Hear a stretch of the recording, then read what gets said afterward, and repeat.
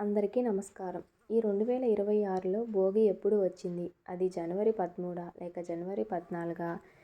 భోగి పళ్ళుని ఏ సమయంలో పోయాలి? భోగి పళ్ళలో ఏ వస్తువుల్ని కలపాలి? అసలు భోగి పళ్ళు ఎందుకు పోస్తారు? ఈ భోగి పళ్ళు ఏ వయసు పిల్లలకి పోయాలి? ఆనవాయితీ ఉన్నవాళ్ళే పోయాలా అనే పూర్తి వివరాల గురించి ఈ వీడియో ద్వారా తెలుసుకుందాం. ఎక్కడ స్కిప్ చేయకుండా పూర్తి వీడియో చూడండి. ఇంతవరకు నా ఛానల్ని సబ్స్క్రైబ్ చేయకుంటే సబ్స్క్రైబ్ బటన్ ప్రెస్ చేసి పక్కనే ఉన్న బెల్ ఐకాన్ని క్లిక్ చేయండి. ముందుగా వీడియో లోపలికి వెళ్ళిపోదాం. భోగభాగ్యాల పండగ భోగి. సూర్యుడు దక్షిణాయనంలో ఉండే చివరి రోజు భోగి. ఆ రోజు చలి ఎక్కువగా ఉండడంతో భోగి మంటలు వేసుకుంటారు. మకర సంక్రాంతి పండుగ భోగితో ప్రారంభం అవుతుంది. సంక్రాంతి సమయంలో కొత్త పంట రావడంతో పొలాల నుంచి క్రిమికీటకాలు ఇంట్లోకి వస్తాయి. భోగి మంటలు వేయడంతో ఇవి ఇంట్లోకి రావు. సంక్రాంతి నుంచి సూర్యుడు ఉత్తరాయణంలోకి వస్తాడు. ఎండ వేడి పెరగడం ప్రారంభమవుతుంది. భోగి మంటలు వేయడంతో వేడి తట్టుకునేలా శరీరం అలవాటు పడుతుంది. హోమాన్ని ఎంత పవిత్రంగా వేస్తామో భోగి మంటలు కూడా అంతే నిష్టగా వేయాలి. సూర్యోదయానికి ముందే లేచి స్నానం చేసి కొత్త బట్టలను ధరించాలి. శుచిగా ఉన్న వ్యక్తి భోగి మంటలను వెలిగించాలి. కర్పూరంతో వెలిగిస్తే మంచిదని చెప్తుంటారు. పిడకల మీద ఆవు నెయ్యితో వేస్తే గాని మంచిదని చెప్తుంటారు. ఆ మంటలతో ఔషధ గుణాలు ఉంటాయని ఆయుర్వేద నిపుణులు చెప్తున్నారు. సూర్యుడు ధనురాశి నుండి మకర రాశిలోకి ప్రవేశించినప్పుడు మకర సంక్రాంతి పండుగని జరుపుకుంటాం. ఇదే సమయంలో పంట చేతికి వచ్చిన అన్నదాత కళ్ళల్లో ఆనందం తెచ్చే సంబరమే ఈ సంక్రాంతి. ఈ పండుగకు ఒకరోజు ముందుగానే భోగి వస్తుంది. సూర్యుడు దక్షిణాయన చివరి రోజున భోగి సంబరాలు జరుపుకుంటాం. ఈ పండుగ రోజు ఉదయమంతా భోగి మంటలతో సందడిగా జరిపి సాయంత్రం వేళలో చిన్నారుల తలపై భోగి పళ్ళను పోసే కార్యక్రమాన్ని నిర్వహిస్తారు. తమ పిల్లలపై తల్లిదండ్రులు, చుట్టుపక్క వాళ్ళు చిన్నారుల తలపై భోగి పళ్ళను పోసి ఆశీస్సులు అందజేస్తారు. అసలు ఈ భోగి పళ్ళను ఎందుకు పోస్తారో ఇప్పుడు మనం తెలుసుకుందాం. రేగి పండ్లని భోగి పళ్ళు అంటారు. వీటిని చిన్నారుల తలపై పోయడం వల్ల ఆయువు ఆరోగ్యాలతో ఉంటారని, నరదిష్టి, గ్రహపీడ నివారణ కలుగుతుందని నమ్ముతారు. ఎందుకంటే తలపై భాగంలో బ్రహ్మరంధ్రం ఉంటుందని, అక్కడ ఈ పళ్ళని పోయడం వల్ల పిల్లలకు మేధస్సు పెరుగుతుందని నమ్ముతారు. అలాగే శ్రీ మహావిష్ణువు ఆశీస్సులు లభిస్తాయని నమ్మకం. ఈ భోగి పళ్ళను పోసే వెనుక అంతరాయము ఏమిటో, మూలకథ ఏమిటో ఇప్పుడు తెలుసుకుందాం. పురాణాల ప్రకారం శివయ్యను ప్రసన్నం చేసేందుకు నరనారాయణులు బదరీవనంలో ఘోర తపస్సు చేశారంట. ఆ సమయంలో దేవతలు వారి తల మీద బదరీ పళ్ళను కురిపించారంట. మనం కథనం ప్రకారం శ్రీవారిని పసివాడిగా మార్చి దేవతలందరూ అంటే రేగి పళ్ళతో అభిషేకం చేస్తారంట. కాలక్రమేణా అవి భోగి పళ్ళు.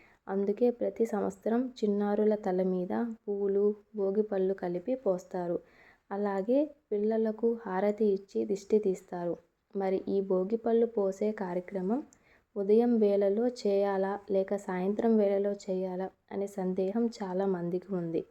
ఈ భోగి పళ్ళు చేసే కార్యక్రమం అనేది సూర్య అస్తమం అవ్వకముందే పోయాలి. కాబట్టి సాయంత్రం 5 లోపు పోసుకుంటే మంచిది. ఈ భోగి పళ్ళును 11 ఏళ్ల లోపు వయసు పిల్లలకు పోయాలి. మొదటిసారి పిల్లలకు భోగి పళ్ళు పోస్తున్నట్లయితే వయసు బేసి సంఖ్య ఉన్నప్పుడు మొదలు పెడితే మంచిది కాదు.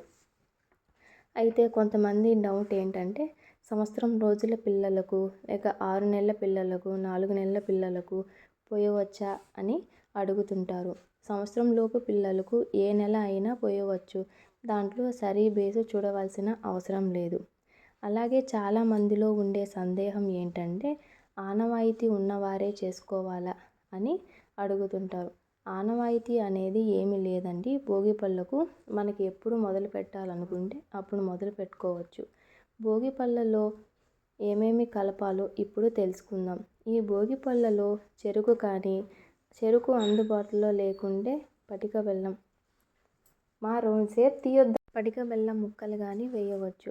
బంతిపూలు కానీ లేక చేమంతి పువ్వు రెక్కలు కానీ కలుపుకోవచ్చు. అలాగే అక్షింతలు, రేగి పళ్ళను కలుపుకోవాలి. వీటితో పాటుగా కొన్ని చిల్లర నాణేలు కానీ కలుపుకోవాలి. ఇప్పుడు పోసే విధానం ఏమిటో తెలుసుకుందాం. ముందుగా పాప లేదా బాబును చక్కగా స్నానం చేయించి తూర్పు ముఖంగా పీట మీద కూర్చోపెట్టాలి. ముందుగా తల్లి పిల్లలకు గంధం పెట్టి చేతి నిండా భోగి పళ్ళను తీసుకొని 3 సార్లు సవ్య దిశలో తర్వాత అసవ్య దిశలో దిష్టి తీస్తున్నట్లుగా తిప్పి పోయాలి. ఆ తర్వాత అక్షింతలు వేసి హారతి కూడా ఇవ్వాలి. భోగి పళ్ళను మొదటిగా చిన్నారుల తల్లి మాత్రమే పోయాలి. తర్వాత తండ్రి చేత పోయించాలి. ఇంట్లో ఉన్న పెద్దవారితో పోయించాలి. తర్వాత ఇంటికి వచ్చిన వాళ్ళతో పోయిస్తే మంచిది. ఈ భోగి పళ్ళను ఎవరైనా పోయవచ్చు. పెళ్ళైన వాళ్ళైనా పోయవచ్చు. పెళ్ళి కాని వాళ్ళైనా పోయవచ్చు. ఈ భోగి పళ్ళు చిన్నారులకు పోసే ముందు కృష్ణుడికి అభిషేకం చేసి పోసినట్లయితే మంచిది. ఇంటికి వచ్చిన వాళ్ళతో కానీ 3 సార్లు సవ్య దిశలో ఆ తర్వాత అసవ్య దిశలో పోయించి వాళ్ళకి తాంబూలం ఇవ్వడం మంచిది. చివరగా దిష్టి భోగి పళ్ళను ఎవరూ తినకూడదు. పళ్ళను పువ్వులను పారే నీటిలో వేయాలి. కాయిన్స్ పేదవారికి పంచడం మంచిది. ఈ రకంగా భోగి పళ్ళను పోయడం వల్ల ముక్కోటి దేవతల ఆశీర్వాదాలు లభించి ఎలాంటి అనారోగ్య సమస్యలు రాకుండా ఉంటారని పెద్దలు చెప్తుంటారు. రేగిపళ్ళను తల మీద పోసి దీవిస్తున్నారంటే పిల్లల మీద ఉన్న చెడు దృష్టి తొలగిపోతుందని భావన. ఆ నారాయణుడు అనుగ్రహం లభిస్తుందని విశ్వాసం. ఈ 2026లో భోగి పండుగ ఎప్పుడు వచ్చిందో ఇప్పుడు తెలుసుకుందాం.